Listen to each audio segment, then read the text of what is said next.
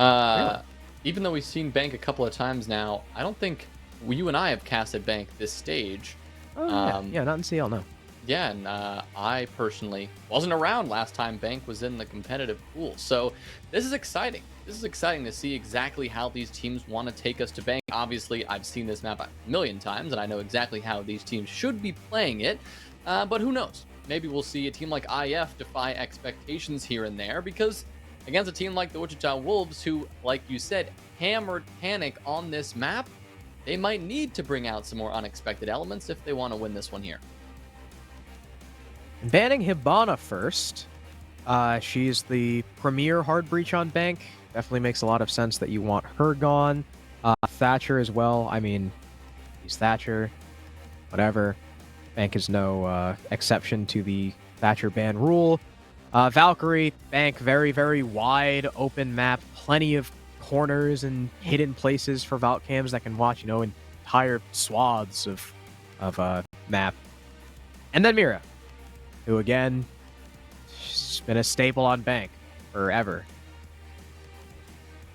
Yeah, as long as Bank has been around, Mira has been picked on it or banned on it. She is incredibly powerful, especially, when you head downstairs to the basement site lockers and CCTV. They become really, really good when you have a Mira just watching both of your default entry points. So we're not going to see her, though. We're not going to see her at all, and we're going to see the Valkyrie taken off the board. That is a lot of intel that these defensive teams would probably like to bring to the table, so they're going to have to find a way to get it elsewhere. In this case, at least for the Wichita Wolves, that's going to come in the form of a Mozzie, and combine that with the Mute. And you don't necessarily have a lot of intel working for you, but you have a lot of intel denial working against the goal of investigation file. They're going to be looking to gain that intel, and these two operators specifically denied or designed to bring that out and take that off the board. We will be starting things down here in lockers, in CC, exactly where we generally expect teams to start things off, especially this Wichita Wolves team, who's got a pretty good castle setup here on this first floor as well, extending up here to this main hall, extending into offices, and trying to hold as much map control as possible and deny as many of these hatches as possible from being utilized by the attackers. 10 seconds left. Yeah, 5 seconds to go. again, Bank has always been played pretty similarly. To locate a bomb and Of course, Maverick, always a big operator on this map to avoid the Cades because there's no Thatcher. Ace is going to be tasked with opening, the default walls, stuff like that. But what is different about the way Wichita Wolves are playing it, they're setting up a roam inside of open area and kitchen. This is interesting. So Call and Abonai will be tasked with holding downstairs. Freak is actually over towards the top floor, so he can assist. And that's going to force IF to do a full top-down take, and that can take quite a while on Bank just because of how frickin' big the map is.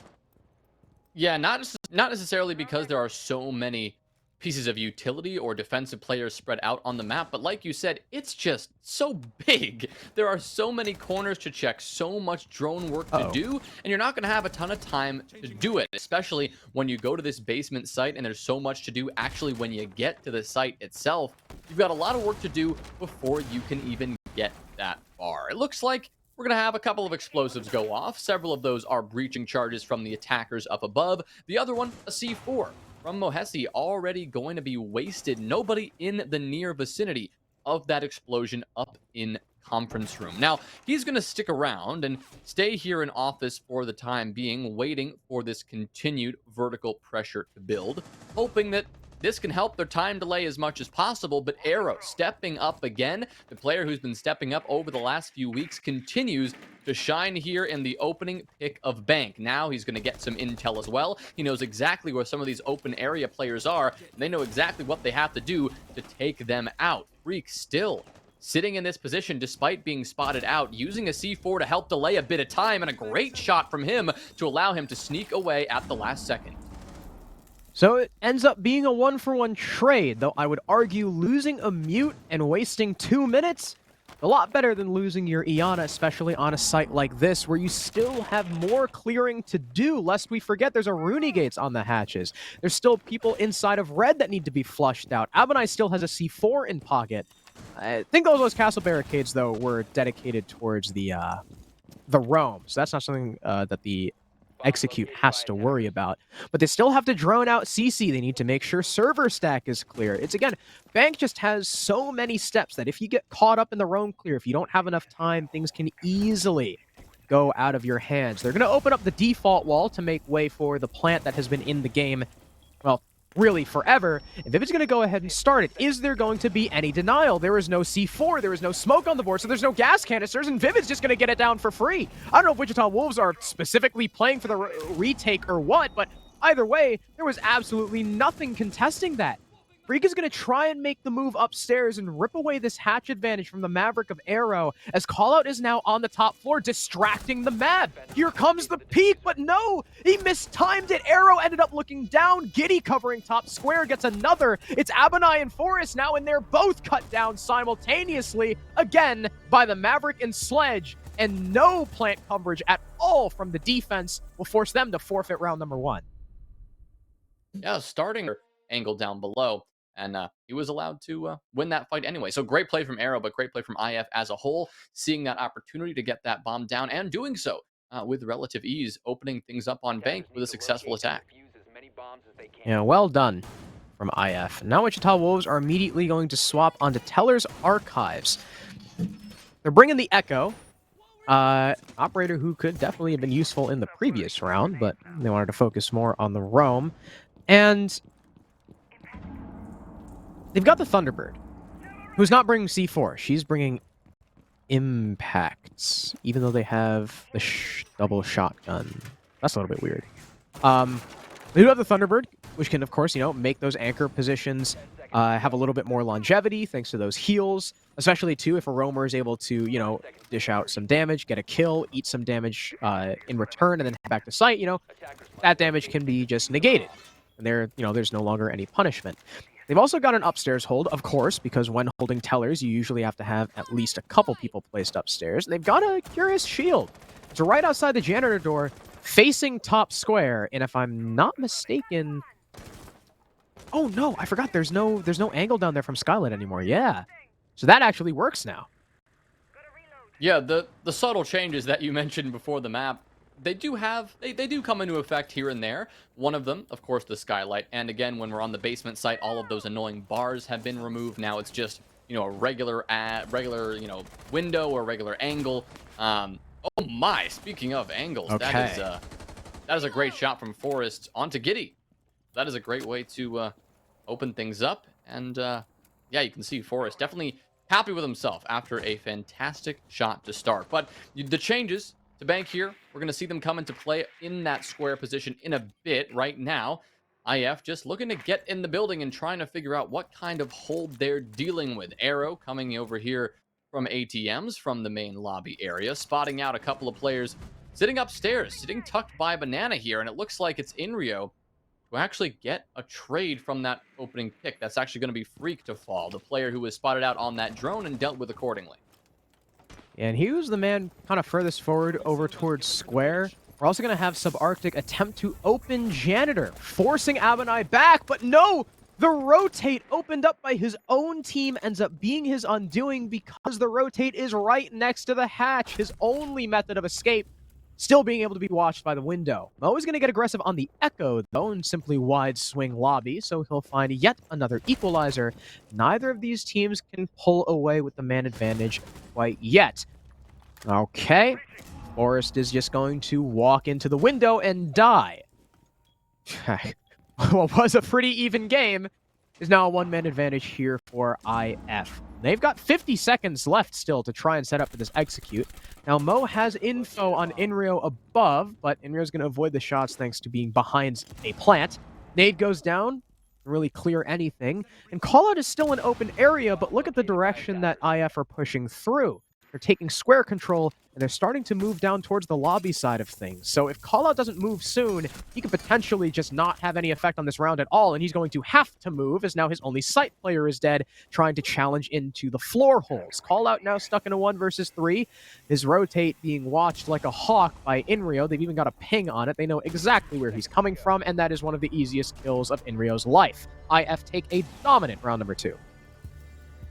Yeah, that's just a strong round from the start. I mean, they had that initial issue with losing Giddy on that first pick upstairs, but from that point forward, the intel game from IF was as tight as I think you're ever going to see. They didn't ever push into an angle before they knew what they were dealing with. Everything was pre-droned, preset, and pre-established before they actually ended up taking those fights. We saw a perfect example of Arrow pushing in from that main lobby area, getting that drone into position, staring right at the defenders that they were trying to eliminate, and then eliminating them accordingly. And then again, you highlighted the pings in those last few seconds. They had a drone on that exact rotate through small office. They knew exactly where that final player would be coming from, and just like that, IF take 2 in a row, and Wichita have yet to find a successful defense, yet to find a bomb site that works for them against an IF team that seems to be improving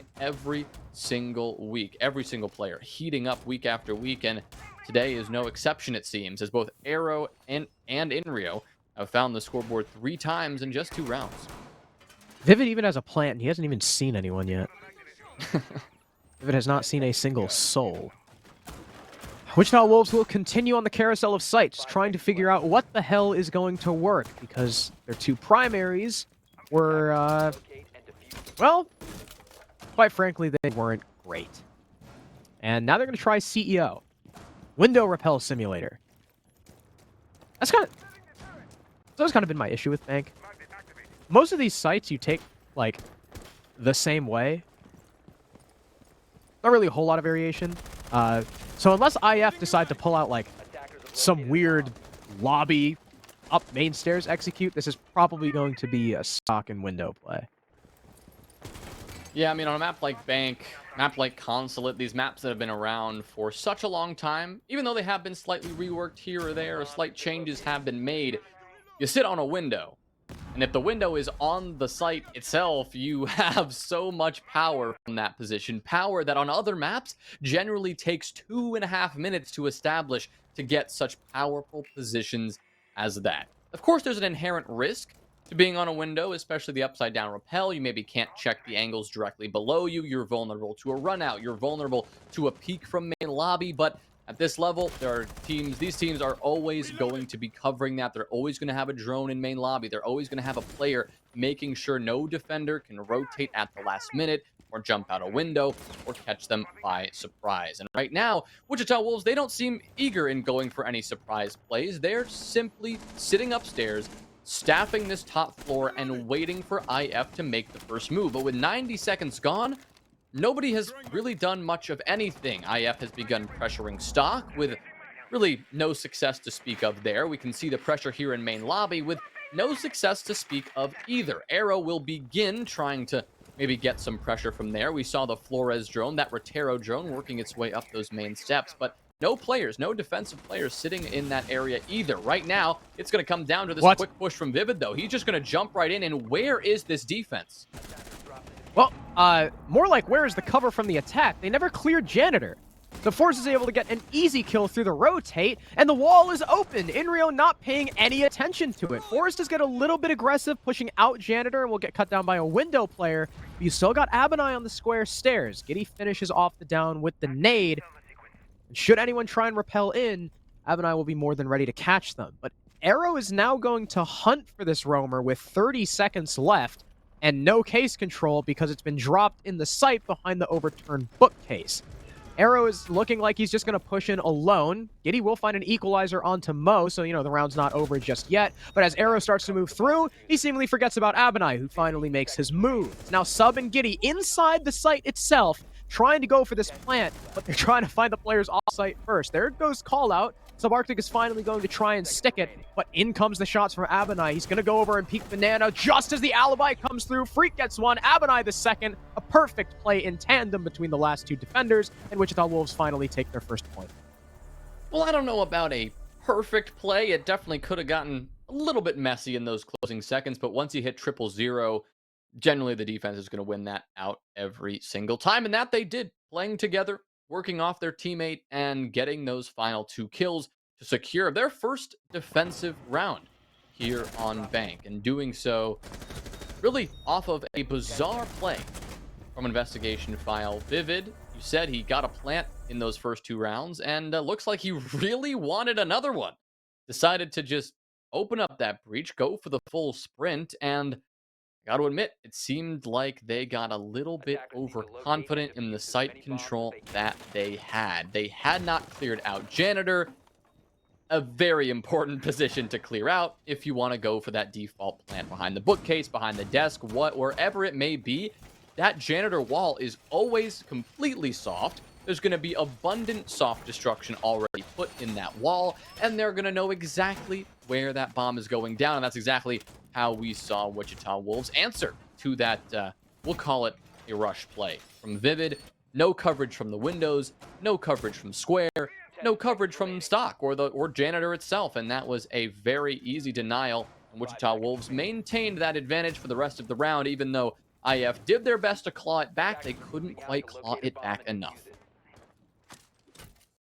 The Wichita Wolves will bring us to a 4th site. They have not repeated one just yet, so I can thank them for that, keeping Bank at least a little bit interesting. And they're going to go to Open Area with an extension in Archives. Open Area, I know, in Bank's lifespan, it's always kind of been the least popular of the sites. Because it's hard to hold on to the top floor for this one, right? Because the attackers don't actually need to take all of the top floor. You just need to kind of take Square, and you need to take Stock, and that's kind of it. Then you open the hatches, and those hatches give you so much control into the site. But the one that was in the middle of the site is now gone. There's only the one in the corner and the one in small office, so that upstairs control maybe not as oppressive as it once was on Old. We'll have to see exactly how IF want to take it regardless. Still a lot of work to do in terms of getting the control they need to make this happen. And it's going to be tough, considering there is a pulse in play. Call out relaying every single player he sees on that top floor to his teammates, several of whom have C4s in their pocket. Both Abunai and Forrest, call out included, have those nitro cells to work with. And given that almost the entire top floor can be dealt with soft destruction, those C4s can be extremely potent if utilized properly. Seems that IF have yet to fully relinquish at least their presence on the top floor. They're still trying to get some vertical play going, still trying to get any sort of kills they can before transitioning this attack into the actual push on this first floor, where a lot of other players still sit and wait. Abunai as well is sat here on the main stairs, not quite as vulnerable as the rest, but at the same time, he won't be able to play the trade game if needed. For example, we just see Forrest getting cut down from above, Abunai not in the position necessary to get that trade and keep this man advantage equal. It's now going to be a 1-up for IF. And here comes Mo trying to go for a flank. No, the drone! Iro knows exactly what's happening. He's going to turn the corner and shut him down. Freak does get the trade. That's a very long angle being played by Freak as well. Look at that. Jeez. So, at least it's not a 2-man advantage for IF, I guess, but it's still a man advantage nonetheless. And they're going to open up the kitchen wall, in fact. Now with full Square control, this should be a relatively straightforward endeavor trying to push into the site. Abunai is way too far afield to do anything about it. You've got the crossfire from Inrio all the way through from Tellers and Archives. In fact, he's going to just challenge the main stairs where Abunai is currently sprinting. The sledge also by the window is going to cut down Freak. It's now call out in a 1 versus 4. He'll take down one, but won't be able to take down any others. IF will take round number 4, and IF on these attacks have just been mean. It really looks like, again, we've seen Wichita play this map, and other than the fact that, actually, you know what? I guess it does make a little bit of sense that it's attacker-sided, right? Because because it's been around for so freaking long, and it's not really all that new. They just kind of rotated a couple hatches here and there. Like, the map doesn't play that differently, and I think it's one of those maps that's just been around for so long that people have figured out how to attack it. So while it was defender-sided in the past, I remember it was getting more even right before its removal. So hey, maybe now, with all the tools at the disposal of the attack, now with Ace and all that stuff, maybe it's now become a little bit attacker-sided. Yeah, that's possible. I mean, I wish we had a larger sample size across both NACL and NAL, but we just really don't. Not a lot of teams have gone here over the last few weeks, and I'm interested to see if that changes anytime soon. Of course, these new maps generally don't get a lot of love initially. Chalet wasn't loved right off the bat, but now it is a very common staple of both NACL and NAL. So we'll see how Bank shapes up, but it may fall into a unique spot given that it is pretty much the same map that has been around for so many years. Like you said, it was played in, the first 6 Invitational. This is one of those maps that was like just the place to be. Some of the most impressive historic moments in Siege have come on this map. So teams know how to attack this. They know how to defend this. They know exactly what they're doing here. And it is no surprise to see a lot of teams avoiding that and favoring other maps that we've got in this pool. Maybe maps that have been reworked more recently and have a bit more nuance to them. But that nuance is something that Wichita Wolves are going to need to nail down, as little as it may be, for the next 2 rounds on defense. They would very much like to come out of this timeout and have some more success to speak of. Only 1 round right now. Not looking good for them. And IF show no signs of slowing down on this attack whatsoever. And now we see something, another relic of Old Bank, and that is the blue hold. I'm a little bit concerned about the Wamai and Jaeger stack up here, though, because if a Wamai disc captures a projectile, it will not stop the ADS from zapping it, so you're essentially kind of wasting both. But I digress. It's still a lot of coverage on this shield that the attack is going to have to eventually deal with. That's the big thing. You cannot attack through this hatch and into the site without killing this guy. There's going to be Forrest on the smoke, someone who is used to playing these aggressive do-or-die kind of positions. But as IF open that hatch, they've now got to turn their attention. This is where the pressure is going to start mounting. And Forrest, before even seeing any projectiles whatsoever, is already going to use a gas canister. And that's out about a minute 10. And I'm surprised. IF, they open the hatch, and now they're just kind of deviating from it. They're just going over towards open area. Forrest is able to get 1 subarctic while killing Mo, gets traded off. Abonai and Inrio exchange words too. Finally, Forrest will die, but it comes at the cost of 2 attackers. Now with 40 seconds left, we're in an even 3-on-3, but there's still 2 C4s, and now Wichita Wolves are bringing the pulse. Yeah, they know exactly what they're going up against. They know exactly what IF are bringing. They're going to know that that's a Yana clone. It doesn't have that distinct heartbeat that Callout can detect.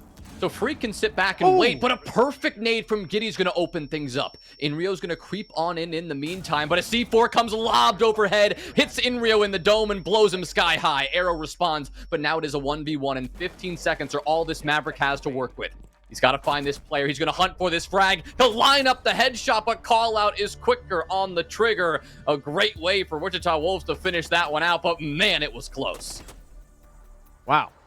That blue rush, too, from IF. I think it was Forrest who got the initial kill onto Vivid, if I'm not mistaken.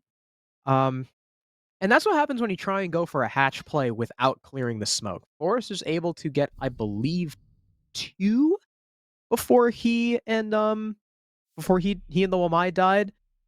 And from there, it was just responses back and forth. There was a nice nade, followed by a C4, Freak flank 1 kill before Arrow trades. And in a 1v1 like that, Arrow is operating off of no time. He's operating off of no intel up against a pulse. I mean, Callout had a call from one of his teammates, too. And it was over. It was just over. Arrow was forced to just sprint right in. So Wichita Wolves take their second round. They're looking for a third here on CEO. We've got Castle once again. Something we can mention about Castle is he was recently buffed. Well, he was buff nerfed. So the barricades themselves are now less durable. Instead of 12 hits, it's 9 hits, which, it makes it a little bit Subtle. easier to hammer down, but it's not the biggest deal in the world. But he does have an extra one. He has a fourth, so you can get even more coverage with that castle barricade, Seconds to go. which is nice. Castle, I would consider that all around. That's a net buff for him. 5 seconds to insertion. Oh yeah, there's no question that is definitely a buff. I mean, it's not very often that you're going to see attacking teams just go up to a barricade and start smacking it with their fists or with the butt of their gun. Usually you don't see attacking teams need to do that until there's like 15 seconds left on the clock and they're panicking. And by that time, 9 hits is still... That takes up a lot of time, and the defense usually knows exactly where you're coming from because they can just hear the thunk, thunk, thunk, thunk 9 times. They know exactly where you're coming from, so it's not going to be too much of an issue. Getting another barricade is like... It's an entire another piece of utility that the attackers need to bring to deal with that. So much potential that could have if utilized well, and he's going to, of course, put those upstairs and cover off a lot of these default windows, these default positions that IF will be looking to approach from. Now, of course, back here on CEO, this is a site that the Wolves were able to secure last time, the only one they were able to secure successfully, of course, before the previous defense of security and lockers downstairs. But that means Whoa. IF technically have to make a couple of adjustments here. And that one right there, that is a big blunder to start things off. Using a Rotero drone and whiffing the deployable shield that caused them so much trouble last time, not a good start. It looks like they're just going to opt to burn it away instead of using the Rotero drone. Arrow will also get the leadoff kill onto Abanai. I'm not quite sure where that was. Was that bottom square? Ah, that was bottom square. That is an angle that you can still watch from the skylight. Abanai, who attempted to go for a flank, well, it was a little bit too early. So you lose your Jaeger. But, I mean, all in all, not the biggest deal in the world. Now, this Twitch is going to be important. He's able to get the wall denial off. Might even be able to shoot some ADSs and drone denial and such like that. Because the Twitch, of course, recharges, no longer has a definite range. Also got a drone sitting on Forrest and pinging him. In the meantime as well, Freak has since bitten the dust. And IF, though their utility clear maybe not as efficient this time, are still up 2 bodies. Yeah, efficient or not on the utility, they are fragging this defense apart, and Wichita Wolves, they're struggling to recover. Every single position is known. Inrio knows there's somebody in Janitor. They can see this person in the top of this 90 hall, and they're going to deal with them slowly but surely. Forrest will get one first. Shutting down Subarctic, no more Twitch drones can tear their way through this site. But for the rest of this defense, they are cut off and isolated from one another. You've got a player sitting in stock. That's call out. He won't be able to help his teammates on the site itself if this attack comes in swiftly, so he's going to have to rush back and hope to get there in time. He'll take out Inrio, but not before his teammate would fall at the hands of Giddy, and not before this plant is going down. Giddy on the long angle, getting call out as he tries to stop that plant. It's going to be up to Mo. Lying in the middle of this hallway, pops up and takes the head of Arrow. That's a start. He's got 2 more to find, and he's going to jump out the window for that kill. He gets it on the fadeaway drop shot into his own grave. But kill or not, he was going to be unable to win that round because he would have had to run all the way back inside, go up the stairs, defuse the bomb. Yeah, that wasn't going to happen in time. But a great kill. Definitely a flashy play to end it. Yeah, and another well put together from attack from IF, starting with the kill onto Abanai, followed it up on the Freak. Got a little dicey towards the mid round, but Forrest ended up getting killed by a Repel player. Call out. Wrapping around, also getting killed by a Repel player. And that's kind of the story of that site in particular on Bank. If you control the Repels, you control the site and the adjacency. And it's really hard for the defense to fight back on that. CEO has always just been a tough site because of, really just because of those Repels. IF now lead 4-2 after their attacking half of Bank. And they're going to start us off on the least played side of the map. They're going to start on open area. Yeah, an interesting start, but this one's got me curious as to what they could possibly be concocting here, because going here without a plan is well, not the move, you could say. So clearly they've got something they're working on, and I am curious to see exactly what that is. Bringing the castle, bringing Arrow out here, and bringing a pretty dramatic extension over towards Archives and Tellers right now. That's where we can see Arrow setting up. really hoping to hold as much of this first floor control as possible. Now, this isn't too out of the ordinary. I mean, we saw Wichita do this when they went to this site. Pulse was also a staple for them, focused on maintaining as much of this vertical control as long as they could. Not to mention, with 3 C4s in pocket, IF have a plethora of explosive utility to work with as well. Question is, will that work, and will they be able to take down these attackers who are just now beginning to enter from above and start the vertical play of their own? See how efficiently Wichita Wolves are able to do that. We've also got a little bit of a change. Wichita Wolves are running a Lion on Bank, who, I respect it. Bank is a very large map. The rooms themselves are also pretty big. There's a lot of flexibility a lot of times, a lot of fluidity for the defense, so the Lion helps put a stop to that. Of course, he's also got Burn and a Gone 6, which is great. Oh, you can even entry with Lion if you want to. Avanai now going for this vert play, as you had mentioned. Not able to find any picks just yet. Just trying to make the Pulse of Giddy as uncomfortable as possible. Up goes the C4, but Avanai is already long gone, so there goes one. Ooh, possibly a second. So I was going to think better of it, but no, you can't pick it back up. That's unfortunate. So unless someone steps over there, that is a lost C4 pretty much forever. But the time is starting to dwindle, and Wichita Wolves do not have a pick into the site just yet. Yeah, they barely have control of this first floor. That's what Callout is busy doing right now. We saw him enter through that main lobby and try to open that wall facing all the way down towards open area. And that wall towards small office, trying to get another angle to work with and more control to speak of. That's what Mo is here for as well, using this long angle all the way from Tellers here. Not going to spot anyone out just yet, as everyone from IF is just sitting back and waiting. All 5 still alive. All 10 players, actually, still alive with only 45 seconds to go. So this really could go any direction, but it seems that the Wolves right now are content to sit back, and they're not making too much of a move. This EE1D scan, though, will indicate it's time to make a play, and Mo is the first one to step up. He'll collect a kill onto Vivid. Forrest the next one on to Inrio. Arrow does step up back and gets Freak in response, but still, Wichita holds this advantage, and now with a kill onto Subarctic, it's looking even better. There goes Abonai on another. Now it's Arrow all alone. He'll come in from above and shut down the planter, and that could be a serious problem. That's Diffuser, just recovered though, and Arrow just let that slip away. Now Mohesi can get this plant down with pretty much no trouble at all. Arrow will get a great wall bang. Wow, great call out from the team. But now in a retake, he's going to have to actually get onto this first floor and do this manually. He'll look down towards kitchen here, looking for any player who's looming around the corner, but now he doesn't have any intel. You can see it by the way he's playing. He's face checking these angles, and Forrest is waiting for him with open arms. A pre-fire comes out, because this time it's the Wichita Wolves who've got some intel working in their favor. You can see the pings. You can see the crossfire they had set up. They were ready in that retake. It almost got a bit messy, but they pulled it out. Yeah, Arrow also being the only person with kills in that round on the castle. Triple kill for him, but it was not enough. Wichita Wolves took ample upstairs control. I mean, there was really nothing to stop them.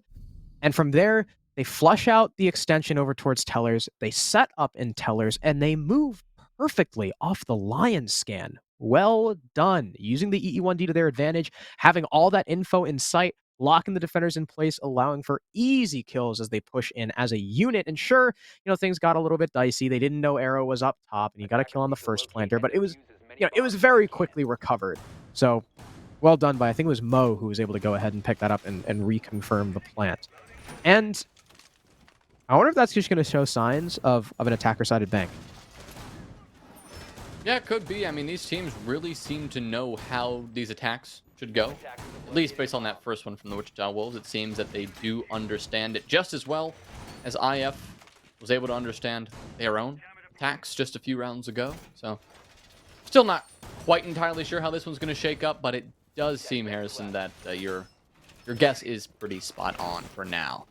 That was a very clean attack. Wichita took the time to put people in really all of the necessary positions, the key one being Mohesi sitting there and Tellers creeping through small office and eventually into open area to catch a couple of those IF defenders off guard, and it worked. It worked really, really well. So we can see how IF want to bounce back.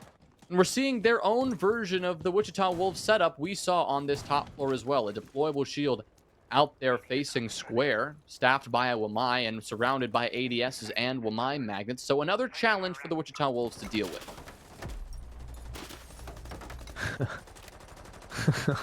It's kind of funny from call out. Wow, Abinai is hitting the Spider-Man right now in lobby. Forrest is going to land the first opening kill onto Arrow from North Repel.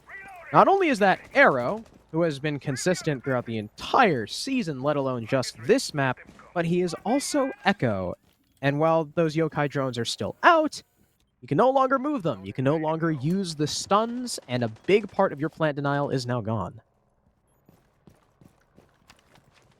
Yeah, losing Echo is a pretty massive loss, especially so early in the round, because assuming he hadn't necessarily put all those Echo drones in exactly the place they wanted them for the entire round, I mean, that is going to be a significant hindrance to their intel game. Now, you know, since Echo's rework and since those drones no longer go invisible on the ceiling, we see a lot of players use them as, you know, kind of like drones, like they're meant to be used, and actually move them around the map, trying to adapt to the attacking position, trying to figure out where they're coming from and stall them out accordingly. Of course, without him, they'll be unable to do that. Now it's in fact the Wichita Wolves who are trying to freeze the defenders in place with another EE1D scan from Mohesi. A great use of the Lion once again, and now Subarctic trying to step up and spring away after the EE1D has expired, will find himself in his 6-foot grave as well. Great work from Forrest to make sure that pick was secured. So a 5v3, Wichita Wolves holding this edge, but Vivid looking to change the course of this round by taking this fight onto Freak. So will Giddy, trying to get this player out in stock. Freak right now pinned back. 2 players holding him down good. But it's not even that the defenders are pinning him down. It's Freak is playing passive enough while still holding onto the hallway, not allowing for the rotation, and he'll eventually get the kill onto Giddy. Still not finished off, nearly finding the line of fire onto Inrio, who will trade blows with Mohes because this shield is still up.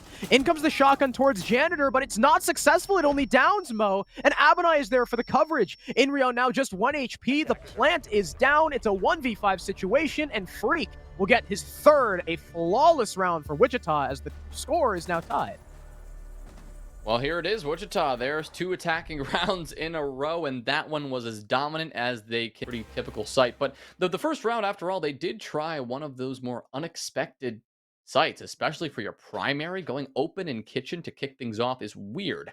And it didn't work for them. It did not work for them. So now we're going to see them head down to CCTV and lockers, something that we have come to expect a little bit more on a map like Bank. I mean, even back in the old days when bomb wasn't everything in the unranked playlist, I mean, when you're playing secure that objective, I mean, I feel like this site and the basement on Bank has always been the most common site. Very consistently. It is hard to attack, given that the floor above is not a lot of soft destruction. It's only the limited hatches you can take from.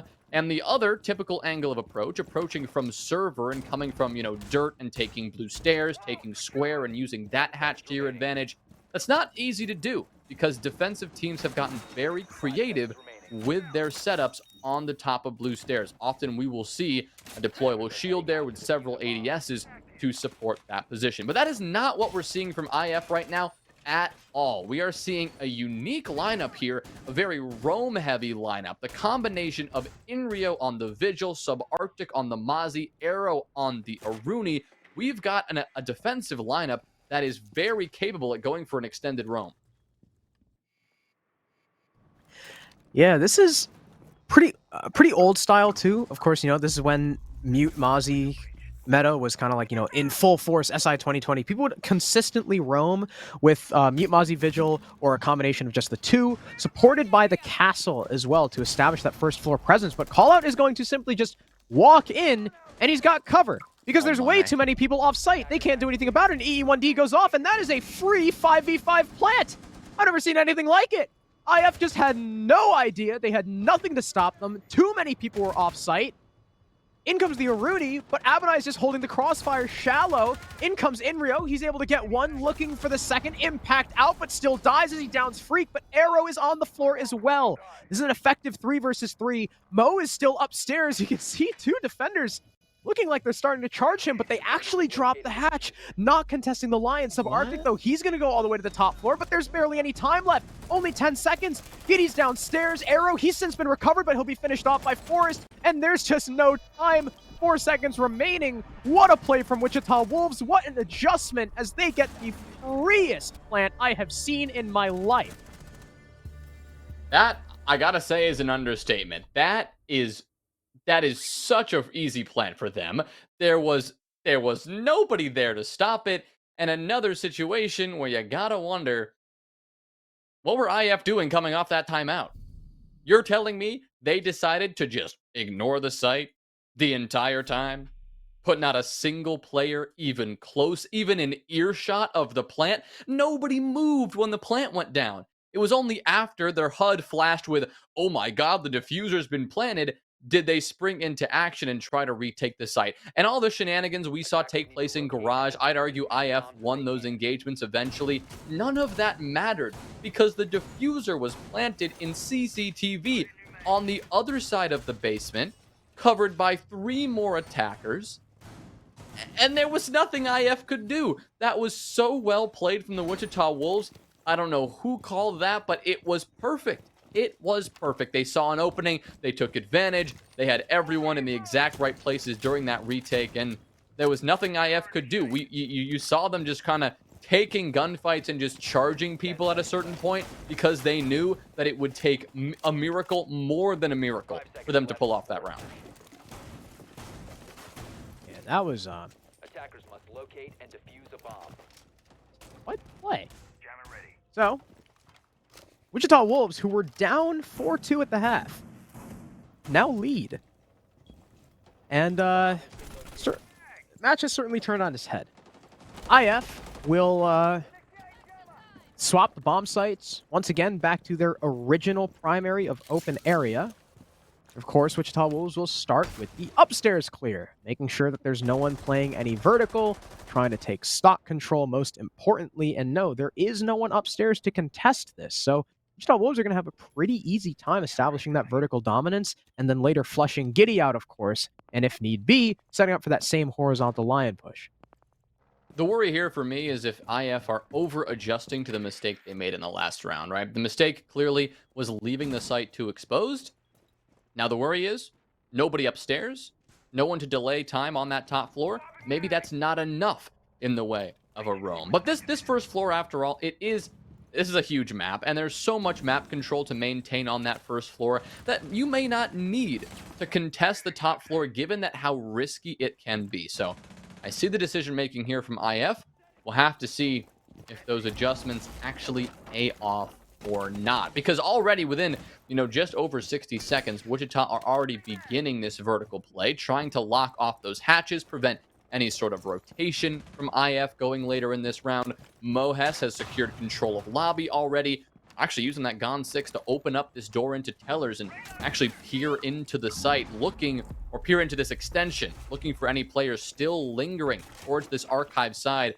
But everyone from IF, knowing where this pressure is coming from, is starting to back on off slowly. Even forced the Pulse out of archives already. He's now gone to the basement, but can still call out info for his team. But Forrest, he's going to be on the hunt. They know he's down here, and if he's stuck looking at the ceiling, this could potentially be an easy frag. Arrow, though, is down below to support. Forrest is tasked to make his move soon. Otherwise, too much time is going to be wasted. There's only 45 seconds left. Wichita Wolves need to start getting a move on. Here comes Forrest, right next to the main stairs, but there's a barricade in his way. Up comes the castle. Freak will land the kill, but he doesn't expect the Pulse right behind him. EE1D goes off. The Lion nearly sprints into the waiting arms of the Pulse, but there's no engagement. Here comes Forrest. He's going to simply walk in, barrel stuff the Echo, a second one on a Subarctic. A 4 versus 1 now. It's just Vivid. The plant going down from callout, but it's not even needed. Abinai finishes the round, and Wichita Wolves lead 6-4. Wow. That is a statement and a half from Wichita. They just took control of that map. I'm I'm not going to say that came down to the top floor control or not. I mean, didn't really seem to matter for IF. It just came down to the basement problem that they had. Both players downstairs holding that control, using that pulse scanner to the best of its ability. They really didn't do much in the grand scheme of things to help their teammates on the site. There was a call out that somebody was on the main stairs because two players then immediately swung onto that player, trying to take him down. I think that was Freak, who was just sitting on the main stairs, holding that rotation, winning the first engagement because somebody just chose to throw their life away. Yes, Giddy got the refrag, but you had somebody downstairs, Forrest, chasing that pulse all over the place, and you had Mohes sitting in tellers ready to play the refrag as well. So you had, again, Wichita Wolves are putting people in the right place. And they're not attached at the hip, going around the map, clearing together.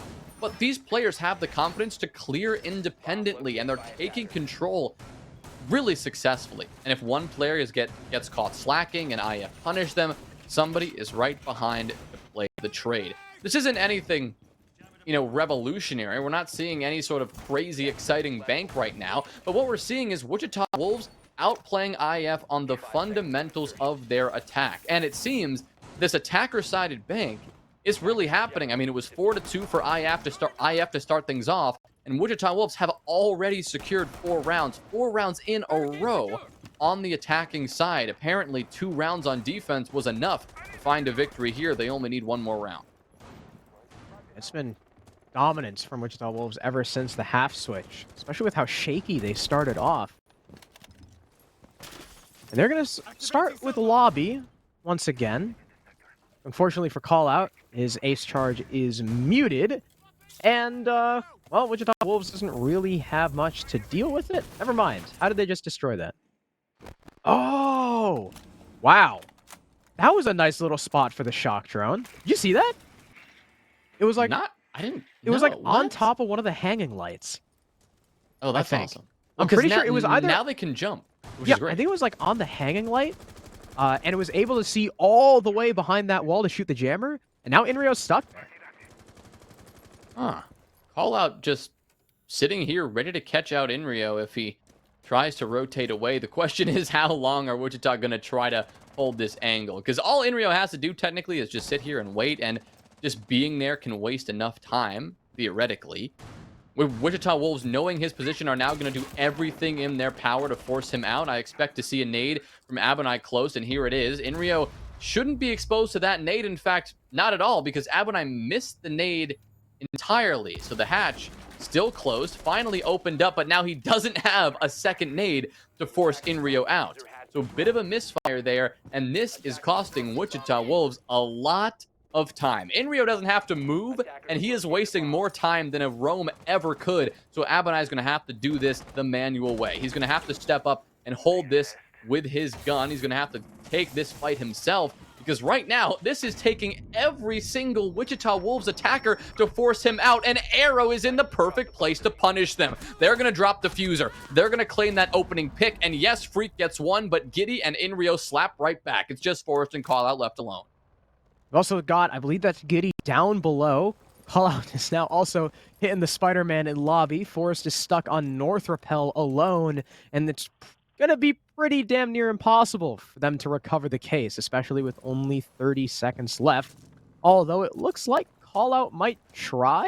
He's going to hop through the window and make something happen downstairs. Never mind, he's just going to try and walk up main. There's Barb here, unfortunately for him. Forrest will use the cover of smoke to swing into the objective and try and pick up the case as Callout finds a frag onto Vivid.